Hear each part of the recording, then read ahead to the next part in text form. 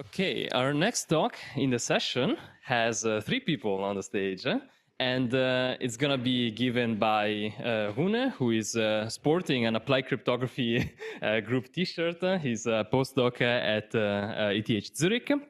And Rolfe, who is a research scientist at Signal, and Lea, who is a PhD student at VU Erlangen-Nürnberg. They're going to talk about some very exciting changes to the Signal handshake that has been, these changes have been caused by the post-quantum transition, but that has enabled some very interesting changes that also enable for stronger privacy guarantees.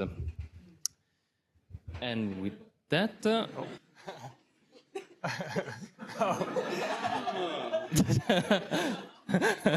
Not the right version. All right, okay. And with that, I'll give the stage to Rune. Okay, so as you can see, there's some confusion on who is who. One of these is Lea, one is Rolfe. I'm not going to tell you who's who. Let's first go through some background. And I guess all of you have seen at least one of these logos before, because probably you all use Signal, WhatsApp, Facebook Messenger, or Google Messages in your daily lives. One of them or all of them, I don't know. All of these have in common that they use the Signal protocol. And from a more technical perspective, it looks roughly like this. So here we have Alice on the left-hand side and Bob on the right-hand side. We're looking at the scenario where Alice wants to talk to Bob. What happens for this is that counterintuitively, Bob first does something. And what Bob first does is he uploads a pre-key bundle. Think of it as a couple public keys for now. He uploads his pre-key bundle to the key server. Then Bob can go offline for all we care. Then sometime later, Alice can actually query the key server for Bob's pre-key bundle, which she will then promptly obtain. This allows Alice to compute the shared session key, this one down here, and to send over her own public keys to Bob so that Bob can similarly derive the session key. They will also have mutual authentication in the sense that Alice is sure that she's talking to Bob and vice versa. And this part, up until both parties derive the shared session key, is what we call the initial handshake protocol. That's what we're going to focus on for this talk.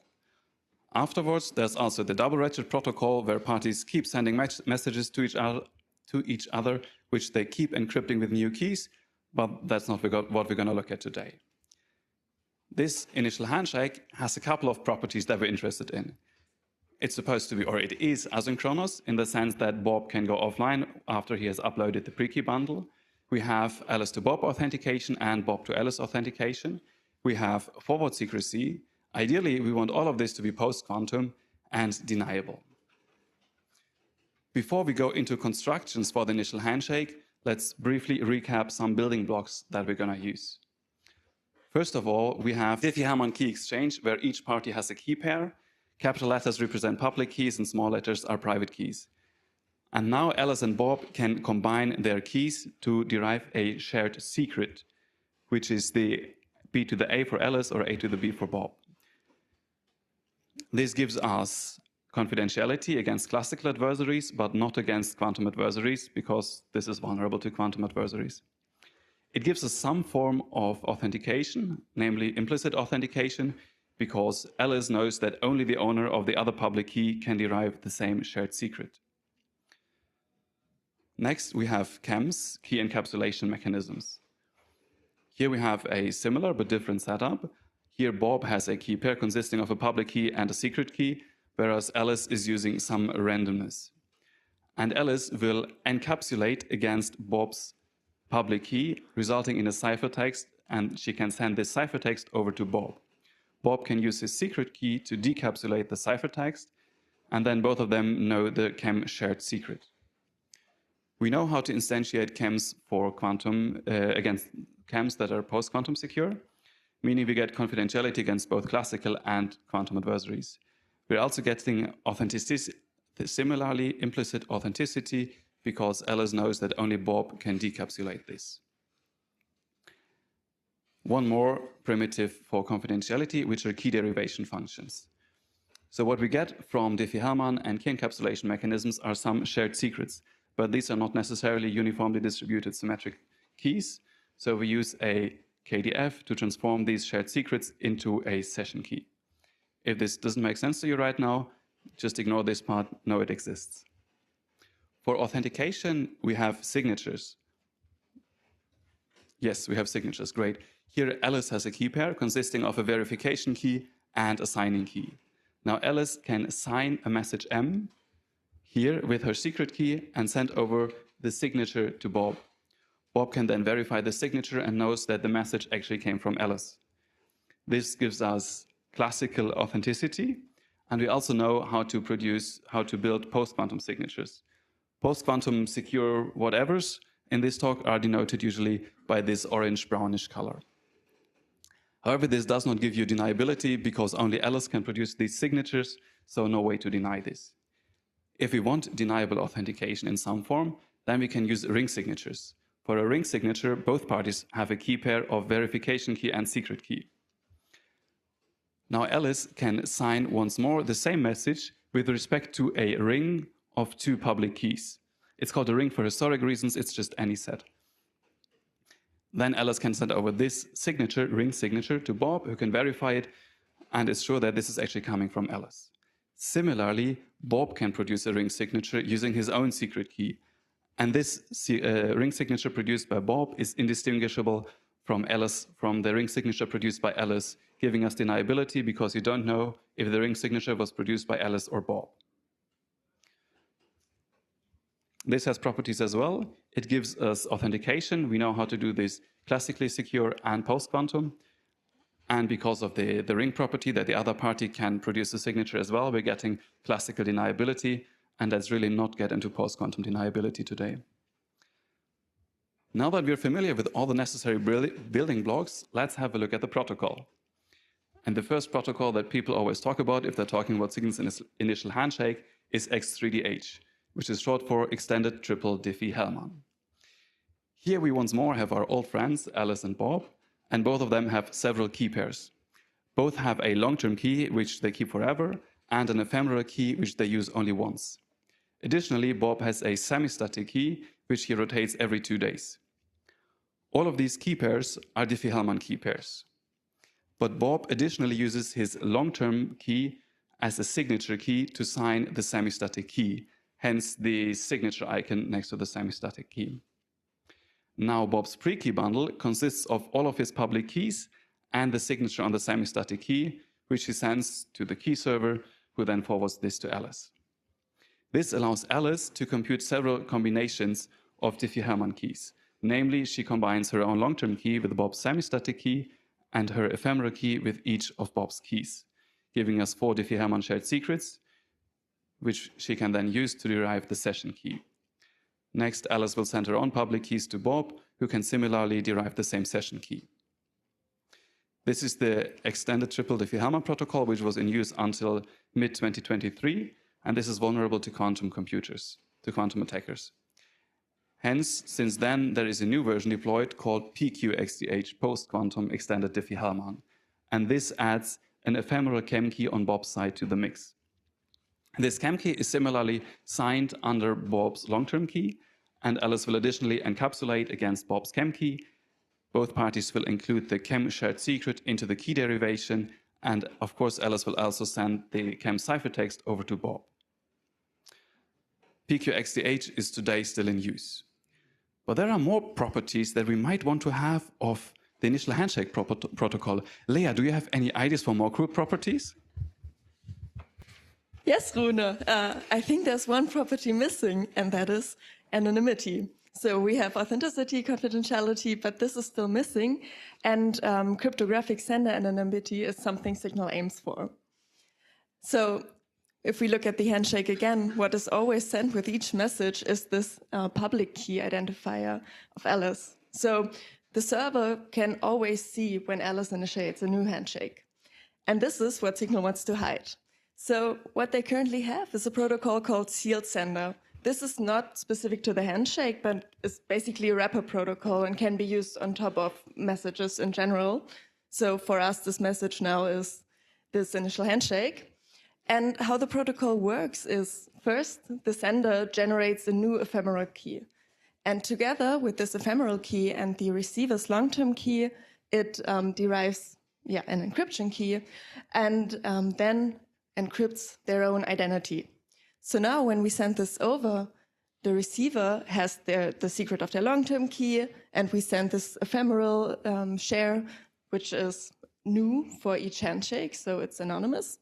And with this, the receiver can then decrypt the sender's identity.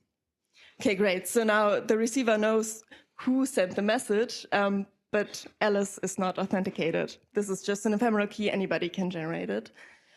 So what she does next is she authenticates herself with this long combination to derive the sealing key. And with this key, she then encrypts this original message.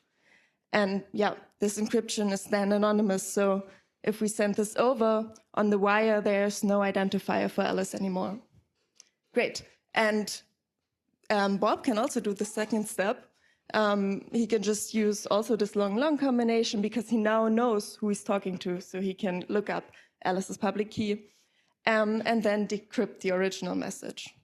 Yep. So this is how Signal currently achieves sender anonymity for this handshake, which is nice. But there are some really important drawbacks here. So first of all, this is not post-quantum secure. We only have these classical components here. So that's the thing. And second, so this is all based on the security of the receiver's public key. And this is really not good. So if this ever gets compromised, then anybody who ever sent a message to Bob will be de-anonymized. And this is actually a real threat because, for instance, whenever we link a device, this public key and the secret key is sent over to the linked device. So I have this identity key on all of my devices, on my laptop, on my desktop, on my phone. And these devices can become compromised. They can be side channels, and just leakages. So we would like to not base this anonymity guarantees on this long-term key. Great. And there's a second thing. So if we look at the sealed sender and the PQXDH, the protocol Rune just showed, which is in use by Signal currently, if we put sealed sender on top of PQXDH, we see there are redundant operations. So in PQXDH, the sender already generated an ephemeral key. So we do that again, and that doesn't help really. And also, we already used a long-term key in PQXDH. So there might be a better way to integrate sealed sender and PQXDH to make it more efficient and achieve stronger anonymity. So Rolfe, how do we do that? All right, thanks, Lea. All right, so there are quite a few problems here, but that redundancy certainly gives us some hope. So let's look again at the structure of PQXDH. And you see, we're already in PQXDH doing like an Alice ephemeral to Bob long-term pairing, and also a Alice long-term to Bob key material pairing. And so what we want to do is just mimic the structure of sealed sender here and split PQXDH into a two-phase protocol. Right? In the first phase, we're going to mix Alice's ephemeral material with all of Bob's public keys to get a strong key that we can use for sealing. And then after that, in the second phase, we can incorporate Alice's long-term material. So specifically what we're going to do, it's really going to look a lot like what we're doing already. The first phase is going to begin by producing these 4 key agreements. We're going to do the 3 Diffie-Hellman key agreements along with the CHEM shared secret derivation, drop that into a KDF along with all of the context to get a chain key and a sealing key. Use that sealing key to encrypt Alice's identity. In practice at Signal, we're going to encrypt more than that. We have a sender certificate we use for fighting spoofing and other things, but we can add an extra payload to this as well to get ciphertext for Alice's identity. And then in the last phase, we're going to drop that chain key, the last key agreement, mixing Alice's long-term identity with Bob's signed pre-key, and the rest of the context into the KDF to get a session key and an authentication tag. Now we can safely send the ephemeral Diffie-Hellman key, the CHEM ciphertext, and the identity ciphertext over. We should send the auth tag too. That's kind of missing, sorry about that. Over to Bob, who can then perform the same operations, of course, get the sealing key, decrypt Alice's identity, go through phase 2, get the session key and the auth tag, check the auth tag, abort if it fails, right? And we have key agreement, right? A pretty simple structural change. But this gives us some important properties now, right? That where PQXDH, so here the double X's means like it doesn't have this property even classically. A single X means it doesn't have a property post-quantum. PQXDH didn't have any anonymity, didn't have forward anonymity. That's kind of our computational baseline. PQXDH plus sealed sender, which is what we have in production today at Signal, doesn't have post-quantum anonymity, doesn't have forward anonymity, as Lea pointed out. And it has a significant computational cost over PQXDH. We're paying 40% extra compute cost to do this composition, 21% extra cost over the wire, right? Where sealed PQXDH, which is what we're calling this new protocol, this two-phase protocol, really only adds one KDF call over the PQXDH plus sealed sender we're doing today, or over PQXDH today. So it's like a 1% compute overhead, 16% wire size overhead, and that's all because we have to send this sender certificate.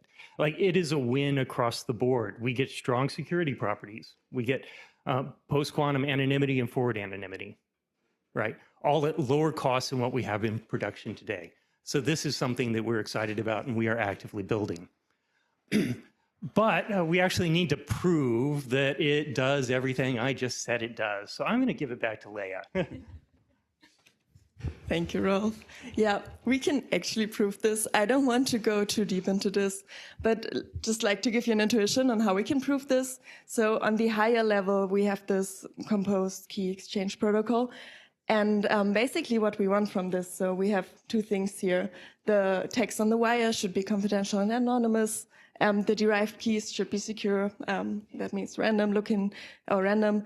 And also on this higher level protocol, we want explicit authentication. So we can do that, as Rolfe just said, with like a MAC check. And now to prove this, we can actually group these individual building blocks as like individual split cams. So that's cool. And we can, for each of these split cams, prove that they have the security we want. So anonymity for the ciphertext, key randomness, and on this level, only implicit authentication. So on the higher level, we can then add the explicit authentication, and that's nice. And yeah, our security model will then assume that this is secure as long as one key is uncorrupted. Great. Yeah, that's it with the proof. Okay, super. So this is really good progress, and this is something that we're actively working on right now. No announcement yet, no timetable, but it is in development. But it doesn't solve all our problems because we want a fully post-quantum secure protocol, and eventually we want hybrid too. That's going to be a requirement. But let's talk about this post-quantum confidentiality plus authentication. Fortunately, there's been a lot of great research in this area, so we have things to build on. We don't have to be too creative. Just checking in where we're at now, on the post-quantum front, we've got a long way to go. If we look at X3DH, like, it doesn't do anything we want. Well, it's deniable because it's completely broken in a post-quantum setting, so super. PQXDH, a little bit better. We've got our harvest now decrypt later protection. We've got deniability, so we're doing better there. But we want more. We really want all of those X3DH properties, except post-quantum, hybrid post-quantum. The challenge is we don't have anything like Diffie-Hellman. We don't have non-interactive key agreement. What we have are chems and signatures and ring signatures, fortunately. So what can we do? So what I'm going to present here is ring XChem and sign XChem. Quite a few people in the audience here have developed this. So what can we do? We have the key encapsulation mechanism. And so we can create a pre-key bundle now that has a long-term key encapsulation mechanism that's going to provide some secrecy and also authenticate the receiver of this message. Short-term or one-time ephemeral chem key that's going to be signed by the recipient. That's going to provide forward secrecy. And also a verification key. Everybody's going to have verification keys. So in practice, we see everybody having MLChem 1024 long-term identity keys, maybe MLChem 1024 768 one-time keys, and Falcon signing key. Okay. And so what is Alice going to do? Get Bob's pre-key bundle encapsulate a shared secret, SS1, to Bob's long-term key, encapsulate another shared secret, SS2, to Bob's signed pre-key, of course, validating the signatures and everything. And then what next, right? It seems like a natural next step, maybe you just put these into a KDF along with the context, like we always do with these things, and get a key. And for some applications, maybe that's just fine, except you notice we haven't used any long-term key material from Alice here. There's no authentication for Alice yet. So this is not going to quite work for us. We need to do something else. And what can we do? Like the only other tool in our toolkit is a signature, right? So maybe you just use Alice's signing key, and Alice is going to, there's a little bug here. We're not, don't look at the details too much, but Alice produces a signature on the transcript with her long-term identity signing key, right? And then we drop the keys and the context in the key derivation function. We encrypt the signature, send it over the wire, and Bob can reverse the process, right? Bob can decapsulate the shared secrets, derive the KDF them together, derive the session key and the sealing key, decrypt the signature, verify it, and if it verifies, return the session key. Super. Like this works. This is a good protocol. And I think some parties may be very interested in using this. This is called sign XChem, kind of cartoon view of it. But of course, we want deniability as well. And that signature proves that Alice initiated. It breaks it. But fortunately, as Rune pointed out early on, we have another tool in our toolkit, and that is a ring signature. So Alice can simply sign this with a ring signature. And fortunately, we can adapt Falcon to be a ring signature as well. So the same Falcon signing key used throughout the application can also be used as part of the ring signature. Good. Thing I want to point out too is that just by coincidence, this message was anonymous. We didn't have to do anything to ring XChem to get this property. And that's actually where the whole idea came from, to restructure all of these protocols. So this is really good. Now, with ring XChem on the post-quantum front, we have now checked all of our boxes. Like, this is a good protocol. This is what we see the basis for a fully post-quantum protocol in the future at Signal. So that's excellent, but this is going to create a significant extra cost, right? We're aiming for hybrid security. We don't want to take away guarantees from our user. We believe the Diffie-Hellman-based guarantees we have today are strong and will still be for quite some time, right? And we don't just like give a promise today and swap it out for a new one tomorrow. So this is going to be additive, and we're very concerned about the cost we incur on our users. And, you know, we all talk about wire size costs. This is just an example of PQXDH today. Of course, post-quantum messages are huge. MLChem is like 73% of the message size. And I think we're all well aware of that. This is something we need to work on. Like, we want to look at every optimization we can take. More interesting, though, is when you look at compute costs, because the story completely flips, right? For sealed sender plus PQXDH, here I have green is the elliptic curve compute cost, brown is the chem cost, gray is symmetric key operations. And it's 88% of the sender cost is elliptic key operations, 85% of the receiver cost. And a lot of that's because MLChem is just fast. This is on my desktop. MLChem encapsulation takes 22 microseconds, where an X25519 scalar multiplication takes 25. Not only that, between the sender and the receiver, we're doing 12 Diffie-Hellman operations to set up the session, right? Doing quite a bit of this, and it adds up. Right, and the question is really, can we do better? And I think I've got some good news coming. Thank you, Rolfe. So we have a new protocol for that. And it's at the same time similar to X3DH and not. It's similar because it uses the same types of keys as X3DH, and it uses sends the same messages as X3DH. So that part is all the same. However, what changes is how we derive the session key, because now we are using not 4 combinations of Diffie-Hellman, but 6 combinations. We're adding a long-term and a long-term ephemeral combination. This gives us better security, but more about that in a second. And we are changing the way we derive the session key, because instead of naively concatenating 6 Diffie-Hellman shared secrets, we use this equation here, which is inspired by the HMQV handshake. What we have here is Alice takes 3 of Bob's public keys and raises 2 of them to the power of a hash digest, where the hash digest is computed over public keys. And then she raises that to the power of her own secret keys, where she combines one of them with another hash digest. Big difference here is Alice needs only 3 group exponentiations and Bob 2, and the group exponentiations are to the power of public values and not to the power of private values, as in the Diffie-Hellman handshake, allowing us to use variable time implementations instead of constant time implementations. What else do we get out of this? Better efficiency, 5 exponentiations instead of 8, over Alice and Bob combined. We get stronger maximum exposure security. What is maximum exposure security? That is a notion that looks at what happens if some of the keys on both sides are compromised. So for example, for X3DH, if this key, Alice's ephemeral key and Bob's semi-static key were compromised, then the adversary can trivially compute the whole session key, because there's only 4 combinations in there. This is no longer the case for XHMQV, because here we have 6 combinations. And as long as one out of those 6 is unknown to the adversary, the session key is unknown to the adversary. So better maximum exposure security. And the deniability guarantees of XHMQV are also comparable to those of X3DH. To visualize it in a table, because this talk is all about tables, we have X3DH, which has, and XHMQV. In the number of exponentiations, lower is better because more efficient. XHMQV has only 5, whereas X3DH needs 8. Next, this big part is the maximum exposure security. How many combinations contribute to the security of the session key? In X3DH, it's only 4. XHMQV, 6 of them. 1 out of 6 gives you better security than 1 out of 4.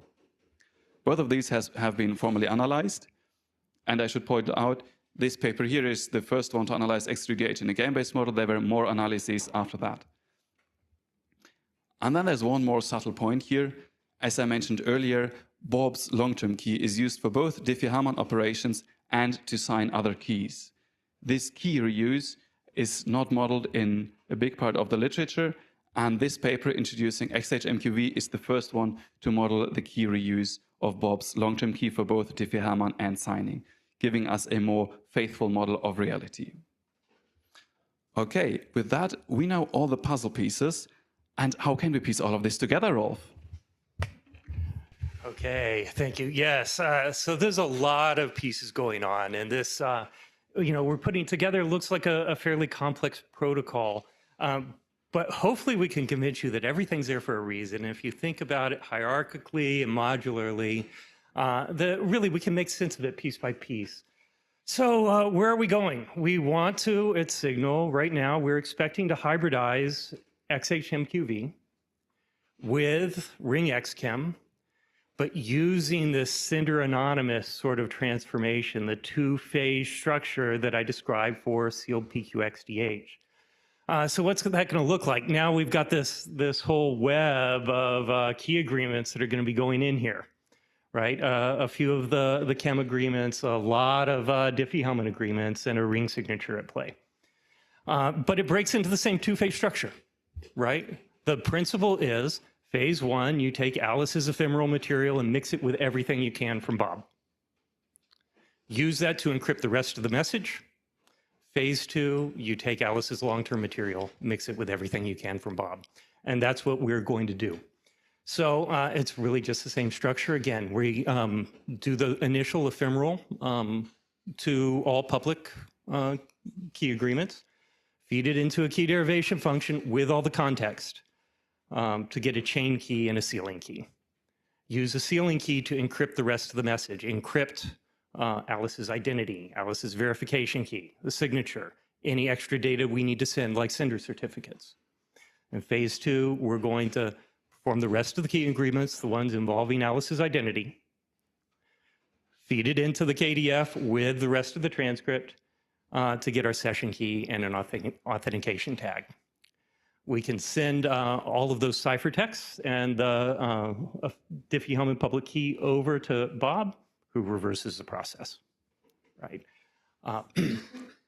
Perform phase 1, decrypt the identity, perform phase 2, get the session secret, check that the tags match. And we are done. And that is the protocol. There's going to be a lot of technical details we have to work out, right? We have to specify all of this very carefully. We're going to look for every optimization we can. We really want to see, we're planning on using Falcon here. And we want to take advantage of key recovery mode and message recovery mode to optimize our bandwidth usage. Quite a few other details to work out. But this is the heart of the matter. Yeah, Lea, do you want to give a quick overview of what we've seen here? Yeah, I think this might be a good point. So before we go to the numbers and what Signal's plans are going to be, we can just briefly recap our protocols here.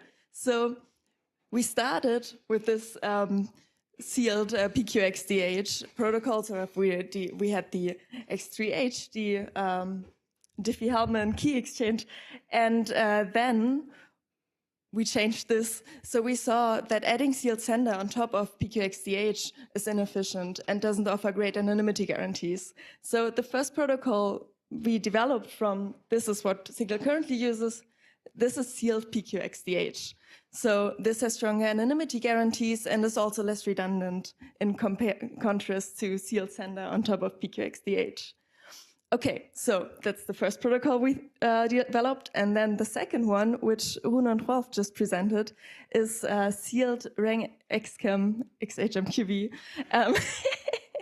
Very long name. We have to use better combinations to make it more efficient, have less elliptic curve operations. Yeah, and we also have this fully hybrid protocol here in the end now.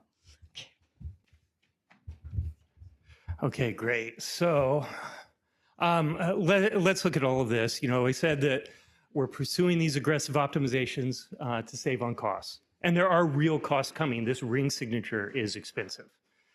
So looking at the benchmarks here, we have the 3 columns. On the left is what we have currently deployed, sealed sender composed with PQXDH. In the middle is the sealed PQXDH.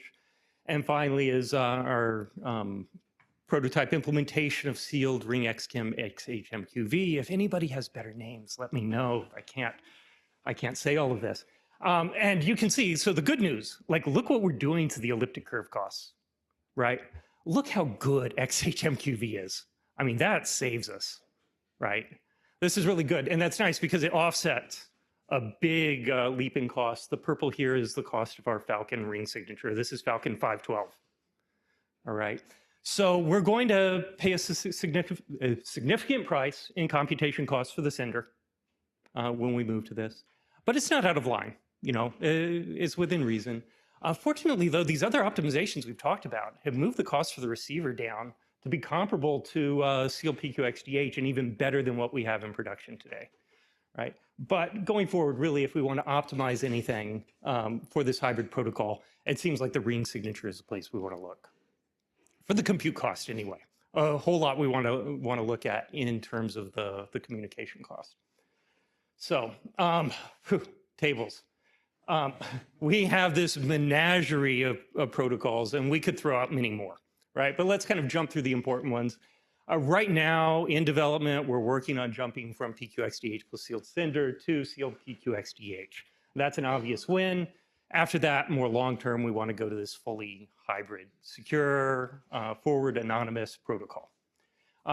This is going to happen in 2 phases. Like I said, this first one's easy. We don't have to touch anything on the server. We don't have to touch anything in the clients. This is something we can do internally in our core libraries quietly. The next phase, going from sealed PQXDH to our hybrid protocol, is a huge operation. We have to change server infrastructure. All of the client teams have to be involved. Another little technical detail, to go to XHMQV, we want to move from Curve 25519 to Ristretto 255, right? So we're going to have to change everybody's elliptic curve identity keys too. This is one reason we're not going to XHMQV right away. We want to incorporate it with the other server changes that we have to take on as we do the full post-quantum transition. So no timetables yet. But I think here we're starting to see a real map to the full transition of the signal protocol to be hybrid post-quantum secure. And thank you for your attention. I know there's a lot of details here, a lot going on, but hopefully you get some glimpse into what's going on, what we're doing, and why we're doing it. So thanks. Happy to take any questions.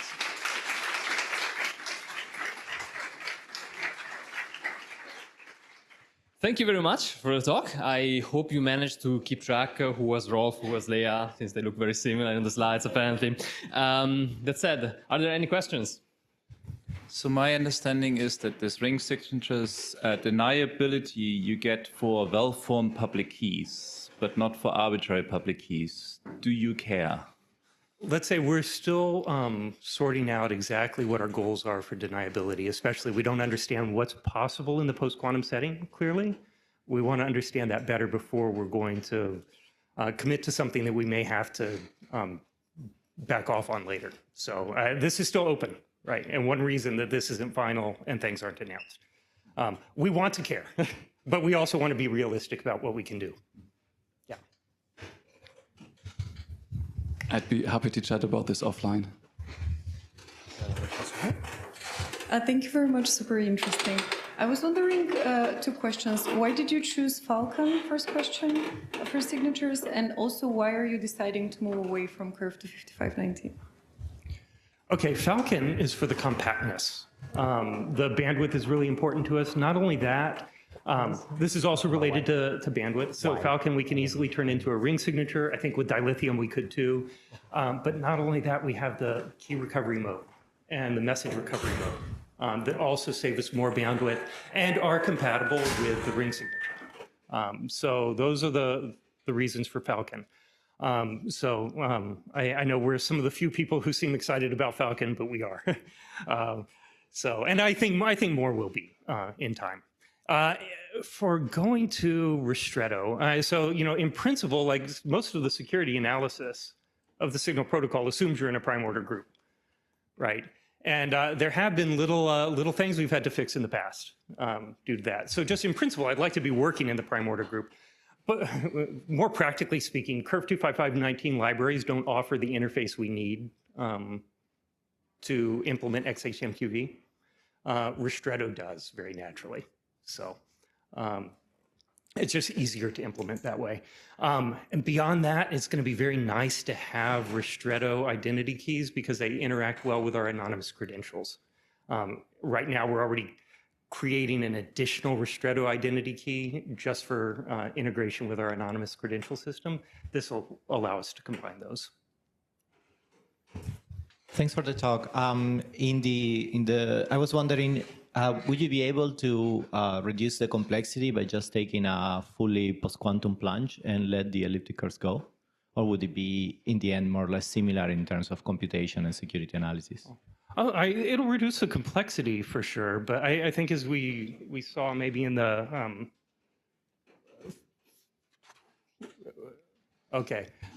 when you look at the compute cost, like the elliptic curve part is not dominant at all anymore. It's not going to save us that much. On wire size, communication cost is really not going to save us anything important.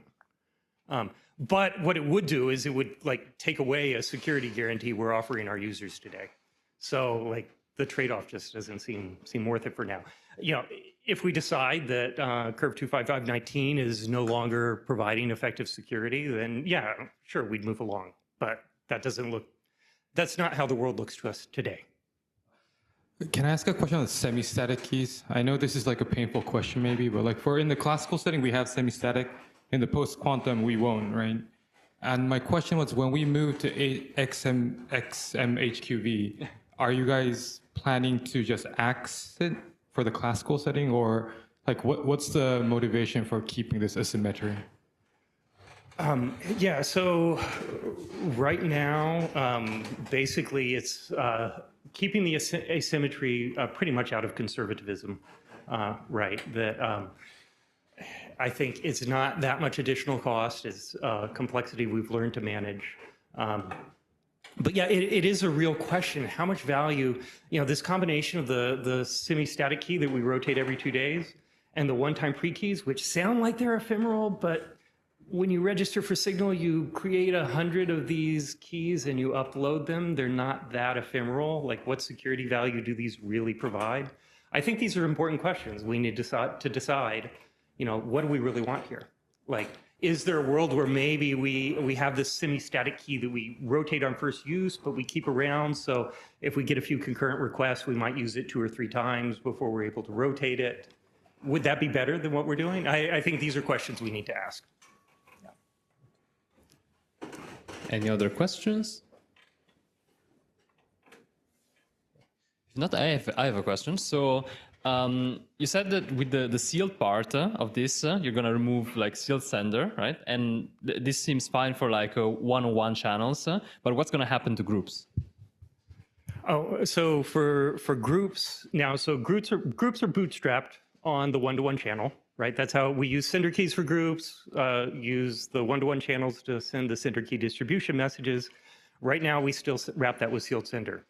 And also, like once the session's established, we're still using sealed sender today. There, we're planning to move to anonymity wrapper, which is going to provide better efficiency. It's all symmetric key based, going to be post-quantum secure as well. So, thank you. And if there are no further questions, then I have the pleasure to announce the next part of this, which is the lunch. Right? We're gonna resume at 2:30, and we have some gifts for the speakers, so please come here and collect them. All right.